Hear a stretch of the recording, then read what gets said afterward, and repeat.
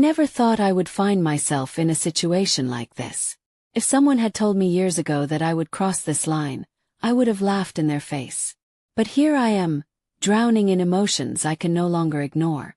My name is Olivia. I'm 42 years old.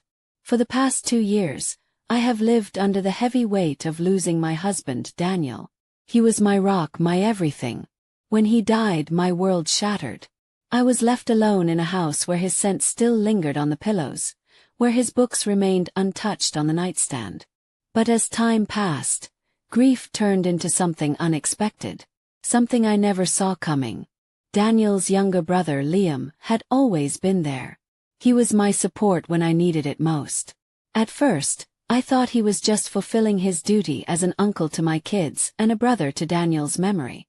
But over time, our conversations grew longer, and our silences became more meaningful. I started noticing things about him I had never noticed before. The warmth in his voice, the way his eyes lingered on me for just a second too long, the way my heart reacted when he was near. One evening the kids were asleep, and we were sitting in the dimly lit living room. He poured us each a glass of wine. We had done this before. But this time it felt different. "I miss him too," he said softly, locking eyes with mine. I nodded, swallowing the lump in my throat. "It doesn't get easier, does it?" "No," he admitted. "But it changes." There was something in his voice, a weight, an unspoken truth hanging between us. And then it happened. His fingers brushed against mine, lingering just long enough to be noticed. My breath caught. I should have pulled away. I should have said something. But I didn't. The tension between us had been building for months. Every stolen glance, every accidental touch, every prolonged silence had led us here. Liam leaned in, hesitated for just a moment, giving me the chance to stop him. But I didn't. When his lips met mine, a fire I had thought long extinguished reignited inside me. This wasn't just passion, it was longing, grief, and comfort all tangled together. I was the first to pull away, my heart pounding. "Liam, this is wrong." He sighed, running a hand through his hair. "I know. But can you tell me this isn't real?" Couldn't. 'Cause I felt it too. The following days were torture.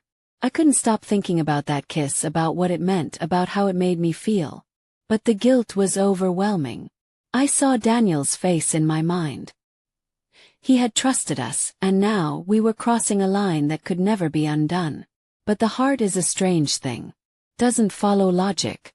Doesn't obey rules. I tried to avoid Liam, but it was impossible. Every moment we were in the same room, the tension was suffocating. And then one night it happened again. It wasn't planned. It wasn't expected. But once we were alone again, the floodgates opened. This time there was no hesitation. No half-formed protest. Just desperate, reckless need. Liam made me feel things I hadn't felt in years. Things I thought I would never feel again. But with every stolen moment, the guilt grew. Secrets never stay hidden forever. Ours was no exception. It started with little things. Glances, subconscious closeness. People began to notice, and soon the whispers started. Then came the moment I dreaded most. Daniel's mother pulled me aside. "I know," she said, her voice filled with quiet disappointment. "How could you?" Had no answer. 'Cause there was no excuse. Liam and I had a choice to make. Do we go back, pretend this never happened? Or do we face the storm head-on? I wish I could say we had a happy ending, but life is rarely that simple. Liam and I had to take a step back to think about what we were doing and what it meant. In the end, I had to ask myself, was this real love? Or were we just two broken souls finding solace in each other? I still don't have the answer. But one thing I do know, some lines once crossed can never be erased. And some loves, no matter how forbidden, never truly fade away.